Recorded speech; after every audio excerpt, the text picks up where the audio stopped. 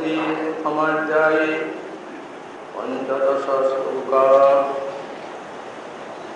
केचित् केवलया भक्त्या वासुदेवपरायणा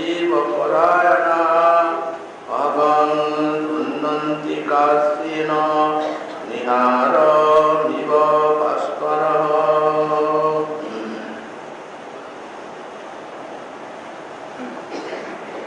कुली पावनावतार श्री श्री गौरांग महाप्रभु परम अंतरंग पार्षद परम पूज्यपाद श्री श्री जीव गोस्वामी चरण तार श्री भक्ति सन्दर्भ ग्रंथे 125 अनुच्छेदे अविद्या तत्व साधन भक्ति पाप नाशकत्व गुणটি বর্ণন করতে গিয়ে আর দৃষ্টান্ত দিচ্ছেন শ্রীমদ্ ভাগবতের ষষ্ঠ স্কন্ধের প্রথম অধ্যায়ে একটি শ্লোক। সুমুনি মহারাজ পরীক্ষিতের প্রতি বলছেন, হে রাজন, केचित् केवलया भक्त्या वासुदेव परायणा अहं तुन्नन्ति कास्येन निहारमिव भास्करः। वासुदेव परायणा केचित् केवलया भक्त्या भास्कर निहारमिव कास्येन अहं तुन्नन्ति। अर्थात कोनो वासुदेव परायण भक्त केवला भक्तिर द्वारा যেমন সূর্যের উদয়ে সূর্যটিকা রাশি নাশ প্রাপ্ত হয়, সেই প্রকার সম্পূর্ণ রূপে পাপকে বিনষ্ট করে থাকে। এই শ্লোকের ব্যাখ্যা প্রসঙ্গে আমাদের ছিল গোস্বামীপাদ। তিনি প্রথমত আদি ব্যাখ্যাকার শ্রীধরের টিকাটি উদ্ধৃত করেছেন। টিকাতে শ্রীধর স্বামী বলছেন, কেচিৎ ইতি অনেন এবং মুতা ভক্তি প্রধানা বিরলা ইতি দর্শন। এখানে যে কেচিৎ শব্দ দিয়েছেন সুকুমারী প্রথমে, এই কেচিৎ শব্দের দ্বারা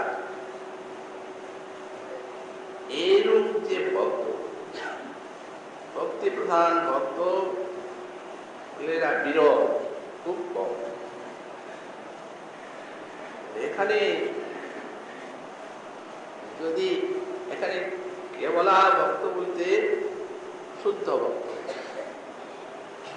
এই কেবলা ভক্তির কতগুলি নামান্তর আছে। স্বরূপভূতা, নির্গুণা, স্বরূপ সিদ্ধা, কেবলা, অনন্যা ইত্যাদি, এগুলি শুদ্ধ ভক্তি। তো এখানে এই শুদ্ধ ভক্তি পর শ্লোকটিকে যে উদ্ধৃত করলেন ছিল গোস্বামীপাদ। এই পাপ নাশকত্ব গুণটি উল্লেখ করার জন্য, এবং বলা হচ্ছে শ্লোকে যে বাসুদেব পরায়ণ কোন ভক্ত কেবলা ভক্তির দ্বারা যেমন সূর্য পুচ্ছটিকা কুয়াশাকে নাশ করে থাকে সম্পূর্ণরূপে, তেমনি পাপকে পাপ বাসনা সহিত সেই ভক্ত কেবলা ভক্তির দ্বারা নাশ করে থাকে।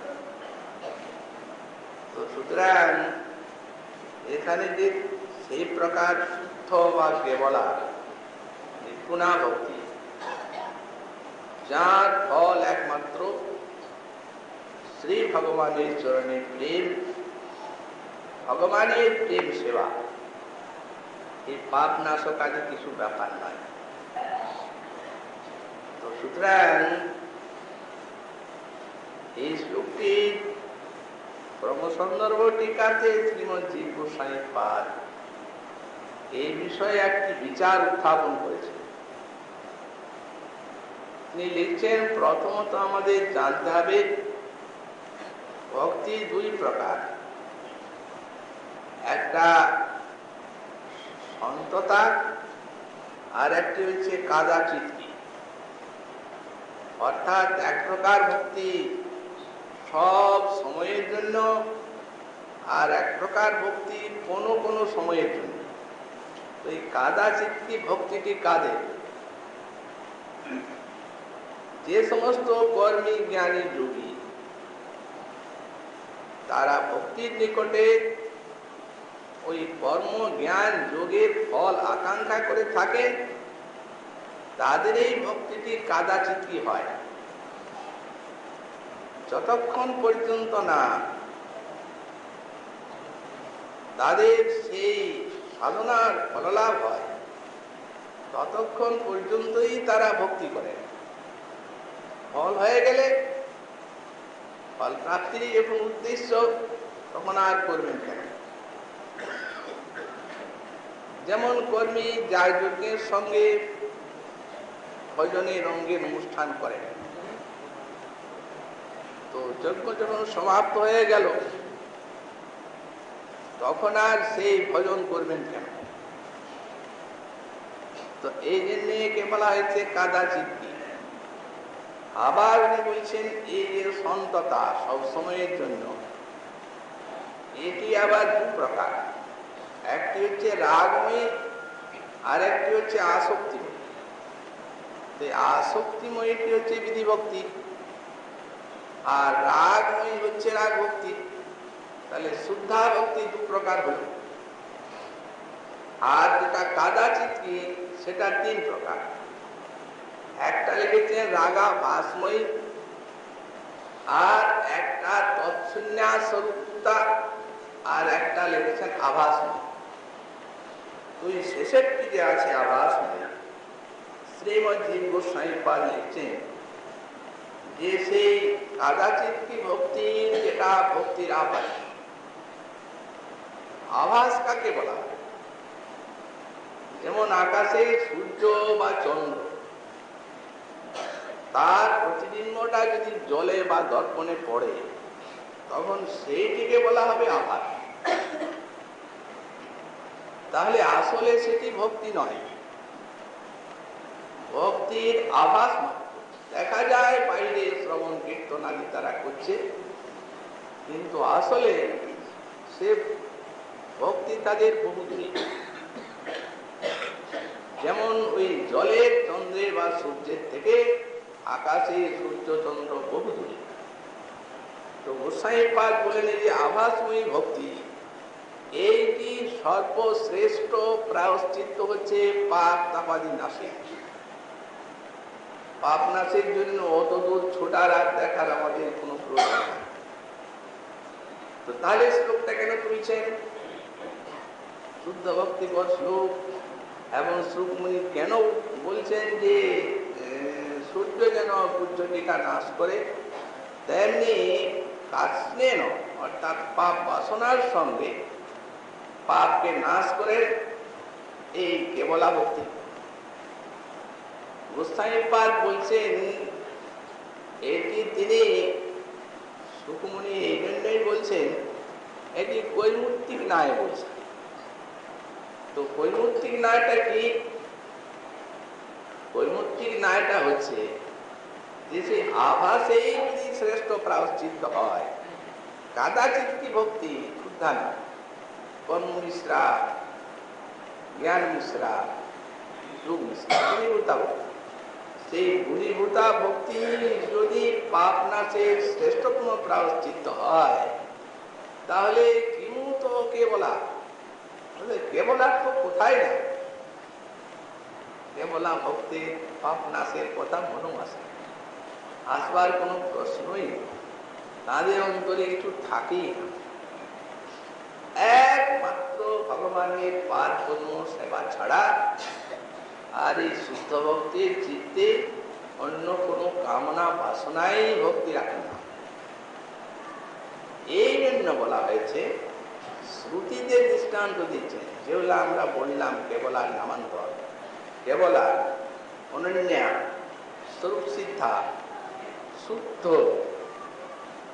তারপরে এই স্বরূপতা, নির্গুণা, এই যে ভক্তি, শুদ্ধ ভক্তির নামান্তরগুলি আছে, এই শুদ্ধ ভক্তির লক্ষণ করেছেন শ্রুতি। এই জন্যই উপাল তাপনী উপনিষদ এই ভক্তি এ হচ্ছে কোন প্রকার কর্ম, জ্ঞান, যোগাদি ইত্যাদির সঙ্গে আর কোনো সম্পর্ক নেই, হৃদয়ে কোনো প্রকার বাসনা নেই, বাসনা কামনা নেই। এখন এটি কেবলমাত্র আছে ভগবানের মনোকল্পন, ভগবানের মনোকল্পনা, এইটি হচ্ছে শুদ্ধ ভক্তি। তো সুতরাং ভক্তিরস্য ভজনম তৎইহামুত্রপাদি নৈরাশ্যেন অমুস্মিন মনোকল্পনম এতদেব নস্কর্ম। ভক্তি বলতে ভগবানের ভজন। ইহামুত্রপাদি নৈরাশ্যেন, ইহলোকে যত কামনা বাসনা আছে, পরলোকে যতবিধ কামনা বাসনা আছে, এই ভক্তিতে কোনো কামনা বাসনা থাকে না। যথার্থ রূপে এতদেব নস্কর্মম, এই ভক্তিকে নস্কর্ম বলা হয়। তো ভক্তিরস্য ভজনম আর নস্কর্মম, এই দুটি সমানাধিকরণ দেওয়া হয়। কেন?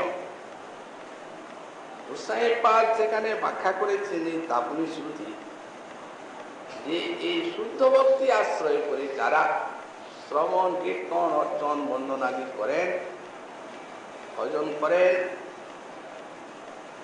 তাদের চিত্তে যে সকল বাসনা কামনাদি ভক্তির অনর্থ বা বিঘাতক থাকে, সেটির জন্য তাদের ভক্তির কাছে প্রার্থনার কোনো প্রয়োজন নেই। ভক্তি মহারানী স্বয়ং তাদের চিত্তটিকে নির্মল, নির্গুণ করে আর সেইখানে ভগবত অনুভূতি জাগান, ভক্তি রসের আস্বাদন দান করেন। ওটা ভজনেরই কাজ। এই জন্য ভজন আর নস্কর্ম দুইটিকে সমানাধিকরণ করে আর এই তত্ত্বই ব্যঞ্জিত। তারপরে শ্রুতি, স্মৃতিতেও আছে, সর্বোপাধির মুক্তং তৎপরত্বেন নির্মলং ঋষিকেশ সেবনং ভক্তি উচ্যতে। নারদ পঞ্চরাত্র, সর্বোপাধি মুক্ত, শুদ্ধ ভক্তিতে কোনো উপাধি নেই, কোনো কামনা বাসনা স্থান নেই। তৎপরত্বেন নির্মলম, ভগবানের সেবায়, ভগবত প্রণামতায় এই শুদ্ধ ভক্তি নির্মল।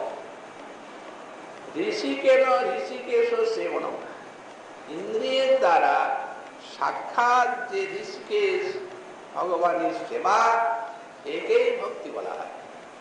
শ্রবণ, কীর্তন, অর্চন, বন্দন ইত্যাদি, এই যে শ্রুতি এবং স্মৃতির বাণী, এই দুই দিকে নিয়ে আমাদের গোসাইপাদ যে শুদ্ধ ভক্তির লক্ষণ করলেন, চমৎকার। কারণ এইখানে একাইতে বলছেন স্বামীপাদ যে কেচিৎ শব্দ আছে, এইরূপ ভক্ত দুর্লভ। এই জন্য কেচিৎ অনেন এবং মুতা ভক্তি প্রধানা বিরলা, এই বিরল শব্দটি দিয়েছে। বাস্তবিকই শুদ্ধ ভক্তি অতি বিরল। তো এই জন্যই গোসাইপাদ যেটি এই শুদ্ধ ভক্তির লক্ষণ করছেন ভক্তির সামর্থ্য সিন্ধুতে, সেটি বিশেষ প্রণিধান। শুদ্ধ ভক্ত মাত্রেরই বিলাসিতাশীর্ণম জ্ঞান কর্ম তনাবৃতম আনুকূল্যেন কৃষ্ণানুশীলনং ভক্তির উত্তমা। আবার এই উত্তমা ভক্তি হই। তো এখন এই যে লক্ষণটা গোস্বামী পাঠ করলেন, এই লক্ষণে কি সাধন ভক্তি, কি সাধ্য ভক্তি, কি প্রেম ভক্তি, সর্বত্রই লক্ষণের প্রাপ্ত। এইরকম চমৎকার লক্ষণটি করেছে। প্রথমে বলছেন অন্যাভিলাষিতা শূন্যম জ্ঞান কর্ম তনাব। ওই যে বলা হলো সর্বোপাধি মুক্ত। উপাধি দুই প্রকার, কি একটি হচ্ছে অন্যাভিলাষ, আর একটি হচ্ছে অন্য মিশ্রণ। তো অন্যাভিলাষিতা শূন্যম এই স্বরূপভূতা উত্তমা ভক্তি, এতে কোনো অভিলাষ থাকে না, পাপনাশেরও নয়, স্বর্গাদি লাভেরও নয়, ঐহিকের সুখ সম্পত্তি স্বাচ্ছন্দ্য মোক্ষ পর্যন্ত কিছু না। আবার কর্মজ্ঞান আদি অনাবৃতা, কর্ম জ্ঞান যোগ ইত্যাদির কোনো আবরণ থাকে না। একটা আমরা দৃষ্টান্ত দিচ্ছি। এই দেখুন, যোগ শাস্ত্রে আছে যে যে প্রাণায়ামাদির দ্বারা মন স্থির হয়, চাঞ্চল্য যায়, তারপরে মৌন অবলম্বনের দ্বারা মনের চঞ্চলতা যায়, মনের বিক্ষিপ্ততা যায়। এখন কোনো ভক্ত যদি মনে করেন মন তো চঞ্চল, নানা দিকে ধাবিত হয়, ভগবানের নামে বসে না, লীলায় বসে না, তখন যদি তিনি মনে করেন যে প্রণামের দ্বারা যখন মনটা স্থির হচ্ছে, যখন মৌনাবলম্বনে চিত্তের বিক্ষেপ কমে যাচ্ছে, তখন সেইগুলি অবলম্বন করার দরকার। তাহলে ওই অন্য মিশ্রণ এসে গেল, যোগ মার্গে রঙ্গের মিশ্রণটা শুদ্ধ ভক্তিতে এসে গেল, ভক্তি শুদ্ধ হবে না। যে ভক্তি শ্রবণ কীর্তন আদি ভগবানের প্রেম সেবা, প্রেম সাধনার সিদ্ধি দিয়ে ধন্য করে থাকেন ভক্তকে, সেই ভক্তির শ্রবণ কীর্তনে কি মনটাকে স্থির করার শক্তি নাই, যে আবার তার জন্য অন্যের পায়ে পড়তে হবে। তাদের যোগের অঙ্গ ওদের আবৃত হয়ে গেল। অন্যাভিলাষিতা শূন্যম দিয়েও আবার জ্ঞান কর্মাদি অনাবৃতম এই জন্য দেওয়া হল। আনুকূল্যেন কৃষ্ণানুশীলনং ভক্তির উত্তম। শ্রীমদ্ গোস্বামী পাদ এই ভক্তির সামিত সিন্ধু শ্লোকটিকে ব্যাখ্যা করেছেন, বিশ্বনাথ চক্রবর্তী পালন করেছেন। বলছেন এই যে অনুশীলন আছে, এটা শিল ধাতুর থেকে অনুশীলন শব্দ নিষ্পন্ন। তো শিল ধাতুর অর্থ দু প্রকার, একটি হচ্ছে নিবৃত্তিমূলক, আর একটা হচ্ছে প্রবৃত্তিমূলক। তাহলে এই যে অনুশীলন, ভগবানের নাম রূপ গুণ লীলা শ্রবণ কীর্তন আদি উত্তমা ভক্তি বা এই কেবলা ভক্তি, বললেন এই যে অনুশীলনটা, এইটা হবে দু প্রকার, একটা নিবৃত্তিমূলক আর একটা প্রবৃত্তিমূলক। অর্থাৎ শ্রবণ কীর্তন, অর্চন, বন্দন, দাস্য সখ্য আত্মনিবেদনী প্রবৃত্তি এগুলি করবেন। আর নিবৃত্তিমূলক হচ্ছে ভক্তির বিশেষ বিঘাত, যে নামাপরাধ, বৈষ্ণবাপরাধ, সেবাপরাধ, এগুলিকে ত্যাগ করবেন, এটি নিবৃত্তিমূলক। আবার এই প্রবৃত্তিমূলকটা তিন প্রকার, কায়িক, বাচিক, মানস। অর্থাৎ দেহের দ্বারা ভগবানের সেবা পূজা অর্চনা, বাক্যের দ্বারা গুণ লীলার কীর্তন, কর্মের দ্বারা শ্রবণ, আবার মনের দ্বারা ভগবানের লীলাদি চিন্তন এবং ভগবানের প্রতি প্রীতি সম্পাদন। এই হচ্ছে প্রবৃত্তিমূলক। আর নিবৃত্তিমূলক নামাপরাধ, সেবাপরাধ ত্যাগ। এই অনুশীলন সেটা আবার আনুকূল্যে নয়, আনুকূল্যের সঙ্গে হওয়া চাই। ব্যাখ্যাকার লিখলেন রোচমানা প্রবৃত্তি, আনুকূল্যেন বলতে রোচমানা প্রবৃত্তি। তার মানে সাধক শ্রবণ কীর্তন করছেন, সেটা শ্রীকৃষ্ণের রুচিকর হওয়া চাই। সেবা পূজা ইত্যাদি যা করছেন সেগুলি শ্রীকৃষ্ণের রুচিকর হবে। তো আনুকূল্য শব্দটি না বলে যদি রোচমানা প্রবৃত্তি এই শব্দটাই দিতেন গোস্বামীপাদ, তাহলে শ্রবণ কীর্তনায়তে তার রুচি নিশ্চয়ই হচ্ছে। সেবা পূজাতে সাক্ষাৎ রুচি, তারপরে এত আনন্দ হরি কথা যেখানে ভক্ত শুনেন, নিজেই বলেছেন মদ ভক্তা যত্র গায়ন্তি তত্র তিষ্ঠামি নাম নাম গোস্বামী বৈকুণ্ঠে যোগী নাম হৃদয়ে নচে। তাহলে ভগবান আনন্দ পাচ্ছেন, ভক্ত যে হরি কথা শুনছে, নাম কীর্তন করছেন, আর সর্বাধিক আনন্দ হচ্ছে। রুচি তো আছে, তবে স্পষ্ট রূপে রুচিমান রোচমানা এই জন্যই বলেন নাই যে যদি রোচমানা প্রবৃত্তি বলেন কৃষ্ণের, তাহলে লক্ষণে দুটা দোষ হয়, একটা অতিব্যাপ্তি আর একটা অব্যাপ্তি। এই প্রকার দৃষ্টান্ত দিয়েছেন গোস্বামীপাদ।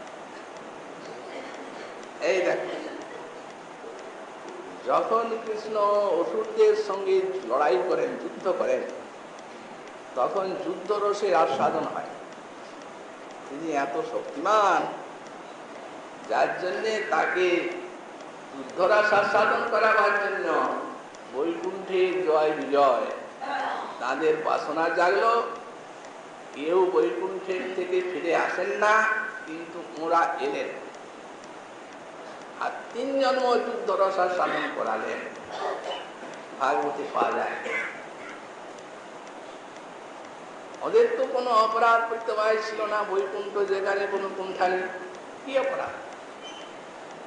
মুনিগণের চরণে যে অপরাধ হয়েছিল, ওই প্রবেশ করতে দেন নাই, সেটা তাদের ভগবত ইচ্ছায় স্বেচ্ছাকৃত, কারণ ওই বাসনা তাদের অনেক দিন থেকে হচ্ছিল। তাহলে যুদ্ধ রহস্য এক প্রকারের ভগবানের সেবা। তো যদি রোচমানা প্রবৃত্তি দেন, তাহলে তাদের ভক্তিতে অতিব্যাপ্ত হয়ে যাচ্ছে, অসুরগণেরও ভক্তি এসে যাচ্ছে। তাহলে প্রাতিকূল্য ভাব থাকা, আনুকূল্য বললে ওটা হতে পারে কৃষ্ণকে সুখ দেওয়ার উদ্দেশ্য থাকা। আর কৃষ্ণের যদি রুচিকর না হয় আর কৃষ্ণের আনুকূল্য প্রবৃত্তি থাকে, তাহলে সেটি ভক্তি হবে। সেখানে আবার রোচমানা প্রবৃত্তি দিলে অব্যাপ্তি এসে যায়। দৃষ্টান্ত যেমন মাতা যশোমতী দুধ ফুটছে কৃষ্ণের জন্য, দধিমন্থন করছে, কৃষ্ণ যে দধিমন্থন দণ্ড ধরেছেন কামবন্ধন লীলায়, কোলে নাও, কোলে নিয়ে সব ছেড়ে স্তন্যদান করছে। একটা অবসরে দুধটা ফুটছে, সেটা উচ্ছলিত হয়ে পড়ে যাচ্ছে। তখন যে তিনি কৃষ্ণকে কোলের থেকে নামিয়ে দিয়ে ছুটে গেলেন, এটা কি কৃষ্ণের রুচিকর হয়েছিল? উনি তো কান্নাকাটি করতে লাগলেন, যার জন্য দামবন্ধন লীলা হলো, ভেঙে দিলেন হাড়িটা। তাহলে কৃষ্ণের রুচিকর হয় না। কিন্তু মাতা যশোদার আনুকূল্য, উনি ভাবছেন সন্তান তো সব সময় কোলেই থাকতে চায়, নাড়তে চায় না। তো মা কি কোলে নিয়ে ঘরের কাজগুলি নষ্ট করবেন নাকি? ওই দুধটা পড়ে গেলে সে কি খাবে? আনুকূল্যটা আছে, সেই জন্য ভক্তিত্ব সিদ্ধি হয়। এই জন্য আনুকূল্যেন কৃষ্ণানুশীলনং ভক্তির উত্তমা, এইরূপ একটি লক্ষণ গোস্বামীপাদ শুদ্ধ ভক্তির পর তার ভক্তিরসামৃত সিন্ধু গ্রন্থে প্রথমেই দিলেন। এই জন্য বলেন এইরূপ ভক্ত কেচিত মানে ভক্তি প্রধানা বিরলা। এই শুদ্ধ ভক্ত এরা বিরল। এখন কে বলায়া বলছেন, তার ব্যাখ্যা করছেন তপ আদি নিরপেক্ষয়া, তপস্যা যোগ ইত্যাদি নিরপেক্ষ। কোনটির অপেক্ষা নেই কর্মজ্ঞান যোগে। এই জন্যই কেবল বাসুদেব পরায়ণা ইতি নাধিকারী বিশেষমেত কিন্তু অন্যেষাম অশ্রদ্ধয়া তত্রা প্রবৃত্তিরর্থাৎ তমেব পর্যবসানাৎ অনুবাদ মাত্র এই পর্যন্ত। তো এখানে যে বাসুদেব পরায়ণা শব্দটা দিয়েছেন, বললেন এটা নাধিকারী বিশেষ, অর্থাৎ অধিকার বিশেষ এখানে বলা হয় না। বাসুদেব পরায়ণ যারা, তারাই যে এই কেবলা ভক্তি যাজন করবেন। পরায়ণা মানে কি? বাসুদেব ভগবান হয়েছেন পরম অয়ন, মানে আশ্রয় যাদের, তারাই যে একমাত্র কেবলা ভক্তির অধিকারী, এই কথা এসে যাবে। কিন্তু ভক্তি তো এইরূপ অধিকারের কোনো প্রশ্ন রাখেন না। যে কোনো ব্যক্তি যে কোনো স্থানে যে কোনো অবস্থায় ভক্তিকে আশ্রয় করতে পারে।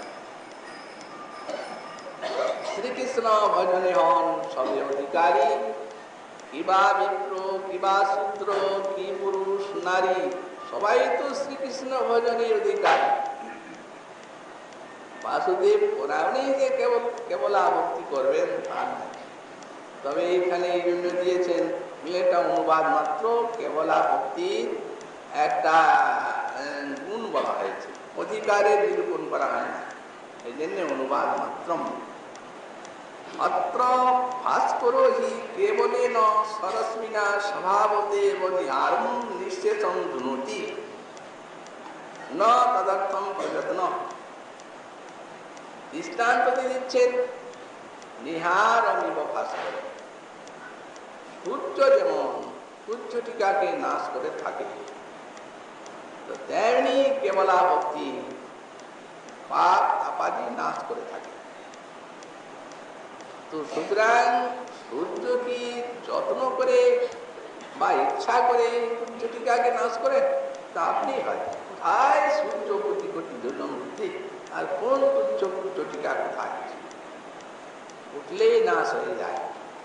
তো বললেন তেমনি উনি যে ইচ্ছা করে, অর্থাৎ পাপ তাপাদি নাশ হোক ইচ্ছা পোষণ করেন তা নয়, কেবলা ভক্ত। বলছেন ওটা স্বরশ্মিনা স্বভাবতে বনিহারম নিঃশেষং ধুনতি, নিজের কিরণের দ্বারা নিঃশেষভাবে সেই নিহারকে নাশ করে থাকে। ন তদর্থং প্রযত্ন তথা বাসুদেব পরায়ণা অপি ভক্তি দিব্যম, সেই প্রকার বাসুদেব পরায়ণ যারা, তারা তাদের ভক্তির দ্বারা এই নিখিল পাপ তাপ নাশ করেন না, আপনি হয়ে যায়। এটির জন্য তাদের কোনো প্রযত্ন নাই, সেদিকে তাদের ইচ্ছাও চায় না।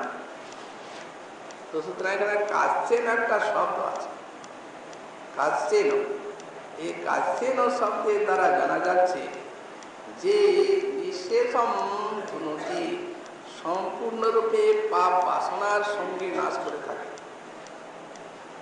এই তারপরে শ্লোকটাতে সেটি স্পষ্ট করে দিলেন, ন তথা ভগবান রাজন পুয়তে তপয়াদিভি যথা কৃষ্ণার্পিত প্রাণস্তৎ পুরুষ সেবয়া। হে মহারাজ, বললেন ভগবান রাজন তপ আদিভি ন তথা প্রিয়ত, যারা তপস্বী তপস্যা ইত্যাদি দ্বারা গান যুগানের দ্বারা পাপ সেই প্রকারে পবিত্র হতে পারে না। যথা কৃষ্ণার্পিত প্রাণ তৎপুরুষ সেবয়া, যেমন কৃষ্ণে যারা প্রাণ অর্পণ করেছেন, তৎপুরুষ সেবয়া অর্থাৎ ভগবত ভক্তের নিষেবন অর্থাৎ সেবনের দ্বারা মহৎ কৃপাতি যারা কৃষ্ণের সমর্পিত প্রাণ, বললেন তারা সেভাবে ওই পাপাদিকে পবিত্র করতে পারেন না। তার মানে কাছে না, মানে এটা বাসনার সঙ্গে চলে যায়, আর তপস্যা দিতে পাপ তাপাদি যায়, বাসনাটা যায়, পাপ বাসনা। এই জন্যে বলা হয়েছে তপস্বী যারা জ্ঞানী যোগী তারা মনে করেন যে আমাদের হৃদয় থেকে এই বাসনা পর্যন্ত উৎখাত হয়ে গেল, কিন্তু দৃষ্টান্ত দেওয়া হয়েছে যেমন অগ্নিতে যেমন আগাছা পুড়িয়ে দিলে উপরটা পুড়ে গেল, কিন্তু ওই ভিতরে যে মূলগুলি থেকে গেল। যদি আবার সেই প্রকারের বৃষ্টি ইত্যাদি সহযোগ হয় তো আবার শ্রীমদ ভাগবতী দৃষ্টান্ত দেওয়া হয়েছে তা এখানে তপস্যার কথা বলছেন। কত বড় তপস্বী সৌভরী ঋষি জলের ভিতরে জলস্তম্ভন বিদ্যা প্রভাবে তপস্যা করছিলেন যমুনার মধ্যে।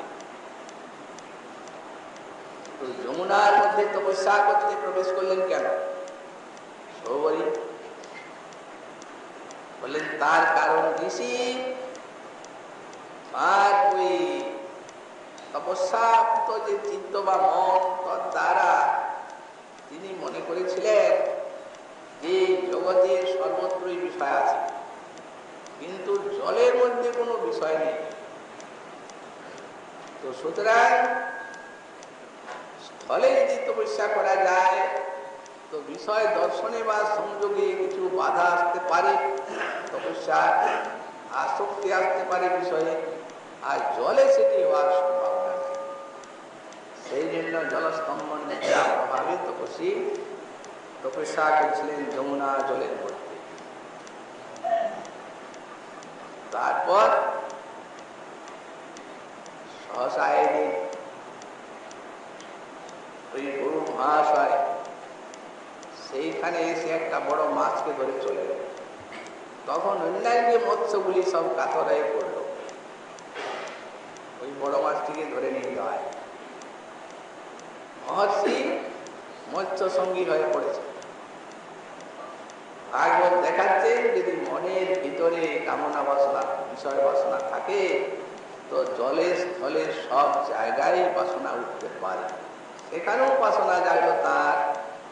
ওই যখন মৎস্যটিকে দিয়ে গেলেন গরুর, তখন অভিশাপ দিয়ে দিলেন গরুর এখানে আসলেই প্রাণ হারা। তো তিনি হচ্ছেন তপস্বী, তার একটা সাধক, আর গুরু হচ্ছে নিত্য পার্শ্বদ। প্রত্যেকটা সাধকের অভিশাপে মহাভক্ত গুরুরের কিছু প্রত্যবায় হতে পারে? তথাপি গুরু সেই দিনের থেকে সেখানে যান। কি প্রয়োজন আছে? ঋষি ব্রাহ্মণ তপস্বী তার বাক্যটা সিদ্ধ হয়ে থাক, ভগবত ভক্তির স্বভাবই প্রকার।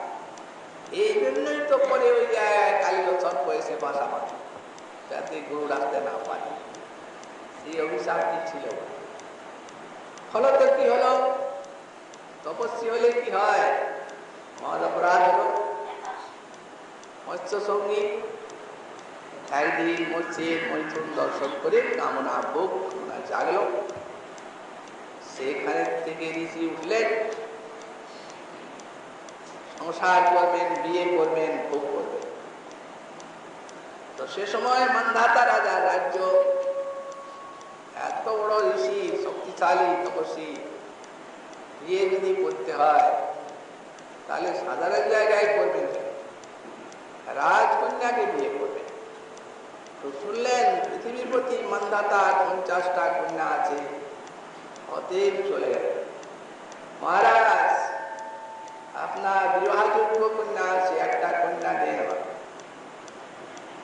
মহারাজ চিন্তা করছেন এই বৃদ্ধ বয়সে তপস্যা করতে করতে অস্থিচর্ম সার, এখন ঋষি আবার বিয়ে করতে চায়। এই বুড়ো বয়সে ধাড়ি, কিন্তু না বলবার উপায় নাই, না বললেই অভিশাপ। তাই বুদ্ধিমান মহারাজ মান্ধাতা বলে, ঋষি ওই কন্যা আমার হাতে নাই, ওই কন্যা সব স্বয়ংবরা। আপনি যান, যদি আপনাকে কোনো কন্যা যদি বরণ করে বিয়ে হবে, স্বয়ংবরা তো আমার হাতে তো নাই। ঋষি বললেন, হ্যাঁ মহারাজ, আপনার কন্যায় যদি পছন্দ না করে তাহলে আমি কি বিয়ে করব? আপনি বলে পাঠান ওখানে আপনার কন্যাদেরকে লোকের দ্বারা যে তোমাদের একটা ভালো বর যাচ্ছে, যদি কারো পছন্দ হয় বিয়ে করো। ঋষির কাছে না করার উপায় নেই, ওই যাও তো বলে দেবে যে আমার মেয়েদের খুব ভালো একটা বর যাচ্ছেন, যদি কারো পছন্দ হয় তো যেন বিয়ে করে। উনি যেতে যেতে তপস্যার দ্বারা কন্দর্পের মতো রূপ ধারণ করেছে। মেয়েরা সব বরমাল্য নিয়ে আছে, বাবা পাঠাচ্ছে বর, খুব ভালোই। বাবা যখন পাঠাচ্ছে বর, তো এক মেয়ে বলছে, ওরে তোর নাই আমার বর। ও বলছে, তোর নাই আমার। কেউ কারো কথা শুনে না, 50 কন্যায় বরমাল্য দিয়ে দিল। ঋষি 50টা কন্যাকে নিয়ে চলে গেল।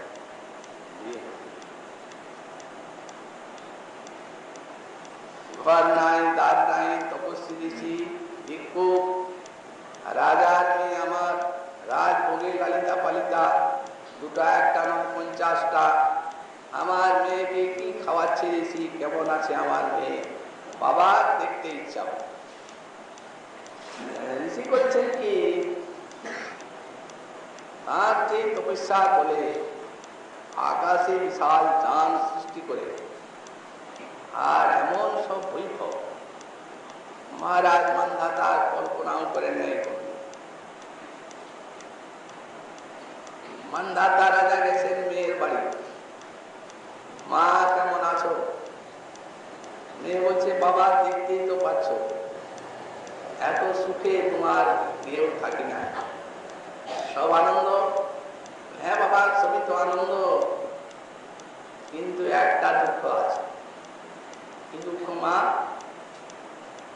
আমার অন্য বোনেদের জন্য আমার দুঃখ হয়।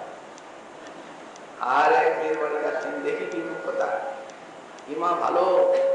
বলল, বাবা সে ভালোর আর শেষ নাই, দেখছেন তো, কোনো দুঃখ নাই তো?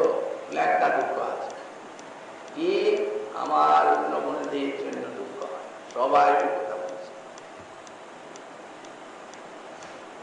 এখন মহারাজ মান্ধাতা সুচতুর তিনি বুঝে নিলেন যে বৈভবেই প্রকাশ করেছে ঋষি, তা নয়, কিন্তু 50টা কায় উপভোগ করে ভোগ করছে। একটা মেয়ের ঘরে 24 ঘন্টা থাকে, সে মনে করে আমার বোনের বাড়ি যায় না, তাই কখন যায়, ওদের 24 ঘন্টা, তাই ওদের জন্য দুঃখ। এক এক কন্যার গর্ভে 10 সন্তান, তপস্বী 500 পুত্রের পিতা হয়ে শেষকালে অনুতাপ হলো, সব ছেড়ে আবার বৈরাগ্যের পথকে অবলম্বন করলেন। তো সুতরাং এই হলো কামনা বাসনার বীজ, ভিতরে নিত হয়ে থাকে তপস্বী ইত্যাদি, চিত্তের ভিতরে উৎখাত হয়ে যায় না। সেইরূপ কোনো অপরাধাদি বা সেইরূপ কোনো প্রকার কারণ পেলে আবার বিশাল রূপে সেগুলি বেরিয়ে পড়ে। এই জন্যে কি বলছেন, একায় গোস্বামীপাদ লিখছেন, এতচ্চ জ্ঞান মার্গা কপি শ্রেষ্ঠম। এই জন্যে এই শ্লোকটা ভূমিকা দিচ্ছে যে জ্ঞান যুগাদি মার্গের থেকে এই যে যারা কৃষ্ণার্পিত প্রাণ ভক্ত, পূর্বে যে বলা হলো কেবলা ভক্ত, তাদের শ্রেষ্ঠত্ব দেখানো হচ্ছে। সুতরাং এখানে শ্লোকটিতে আছে কৃষ্ণার্পিত প্রাণা তৎপুরুষরি সেবায়া। এই যে শব্দগুলি দিয়েছেন একটু বিস্তৃত টিকা করে দৃষ্টান্ত দিয়ে গোস্বামীপাদ এই কেবলা ভক্তিটিকে বুঝিয়ে দিয়েছেন। পাপ তাপ নাশ কোনো ব্যাপার, কিন্তু এই যে কেবলা ভক্তির লক্ষণে এই শব্দগুলো দেওয়া হলো, এই দৃষ্টান্তের দ্বারা বিষয়টা পরিষ্কার করেছেন টিকাতে। শ্রীমন মহাপ্রভুর কৃপা হলে আগামীকাল আবার এই বিষয়ে